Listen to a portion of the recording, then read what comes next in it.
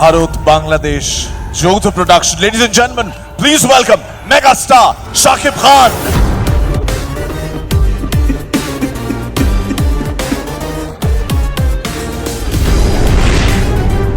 দরদের ব্যাপারে excitedness always ছিল, যেহেতু দরদ একটা প্যান ইন্ডিয়া মুভি করেছি, মেগাস্টার শাকিব খান ছিল, সব মিলে এক্সপিরিয়েন্সটা খুব ভালো। দরদ সিনেমাটা হলে বসে যিনি দেখবেন তিনি এক বাক্যে স্বীকার করতে বাধ্য হবেন এই গানের মতোই যে একটা ভালো চমৎকার গল্পের একটা ভালো বাংলা সিনেমা দেখলাম।